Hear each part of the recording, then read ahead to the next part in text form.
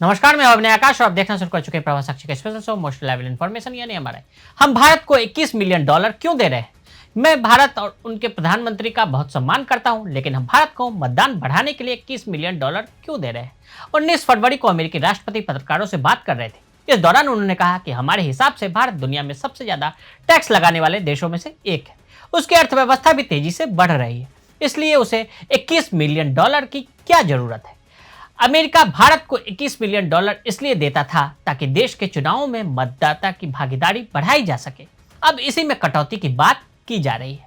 अमेरिकी सरकार में एक नया विभाग बनाया गया है, डिपार्टमेंट ऑफ गवर्नमेंट इफिशियंसी यानी DOGE, जिसका मुख्य उद्देश्य अमेरिकी सरकार में मुख्य खर्चों में कटौती करना है। जब डोनाल्ड ट्रंप सत्ता में आए तो उन्होंने ये विभाग बनाया और टेस्ला व स्पेसएक्स के CEO एलन मस्क को कमान दे दी। अब इस DOGE ने 16 फरवरी को एक फैसला लिया। चुनाव और राजनीतिक प्रक्रिया शुद्धिकरण संघ यानी CEPPS को जो 21 मिलियन डॉलर का अनुदान दिया गया था उसे रद्द कर दिया गया है।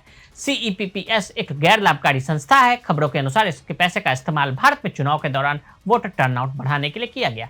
21 मिलियन डॉलर यानी भारतीय लिहाज से देखें तो 183.7 करोड़ रुपए होते हैं।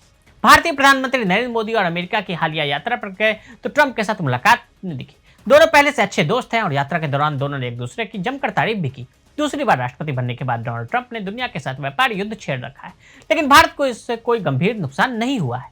अमेरिका में राष्ट्रपति डोनाल्ड ट्रंप के सत्ता में दोबारा आने के बाद शुरू हुई खर्च कम करने की आंतरिक मुहिम से जुड़ा एक कदम कैसे भारत की घरेलू राजनीति में एक नए विवाद का कारण बन सकता है, वही डिपार्टमेंट ऑफ गवर्नमेंट एफिशिएंसी यानी DOGE की ताजा घोषणा और अमेरिकी टैक्स पेयर्स का पैसा फालतू मदों में बर्बाद होने से बचाने का दावा करती, लेकिन अपने देशों में चर्चा यह हो रही है कि इस रकम का एक हिस्सा भारतीय लोकतंत्र में विदेशी दखलंदाजी सुनिश्चित करने वाला था। बीजेपी ने उठाए सवाल। अमेरिकी सरकार के इस फैसले के बाद बीजेपी की IT सेल के हेड अमित मालवीय और बीजेपी के पूर्व सांसद राजीव चंद्रशेखर ने इस कदम को भारत की चुनावी प्रक्रिया में बाहरी हस्तक्षेप करार दिया। अमित मालवीय ने कांग्रेस पार्टी और जॉर्ज सोरोस पर भारतीय चुनाव में हस्तक्षेप करने का आरोप लगाया। उन्होंने एक्स पर लिखा कि भारत में वोटिंग टर्नआउट के लिए 21 मिलियन डॉलर यह सुनिश्चित रूप से भारत की चुनावी प्रक्रिया में बाहरी हस्तक्षेप है। इससे किसे फायदा होता है? सत्ताधारी पार्टी को तो नहीं। वहीं राजीव चंद्रशेखर ने कहा कि लोकतंत्र में हस्तक्षेप का पक्का सबूत यह चौंकाने वाला है कि एक और लोकतांत्रिक मूल्यों पर चर्चा हो रही है और दूसरी ओर लोकतांत्रिक देशों को कमजोर किया जा रहा है। हमें भारत में इस पैसे के उपयोग की पूरी जांच करनी चाहिए। पैसा आया या नहीं? वैसे अब यह स्पष्ट नहीं है कि वास्तव में कोई भुगतान हुआ है। मस्क ने भी सोशल मीडिया एक्स पर अपनी पोस्ट में यही बताया है कि आवंटित राशि थी उसकी फंडिंग रोक दी गई है, लेकिन चर्चा में वह सहमति पत्र यानी MOU है जिस पर UPA के शासनकाल में 2012 में हस्ताक्षर हुए थे। अनुत्तरित सवाल। तत्कालीन मुख्य चुनाव आयुक्त SY कुरैशी ने हालांकि MOU की पुष्टि की, लेकिन एक पैसे के भी लेन देन से स्पष्ट इनकार किया।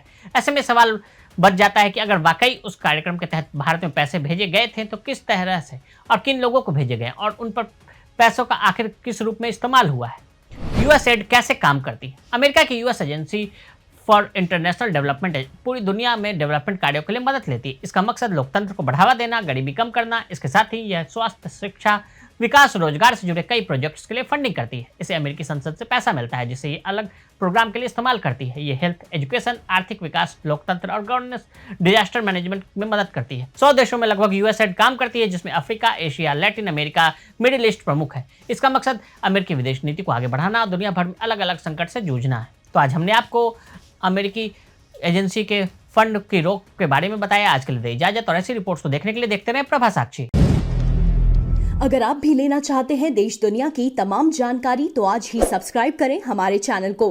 साथ ही नीचे दिए बेल आइकन को जरूर दबाएं ताकि हर अपडेट आप तक पहुंच सके।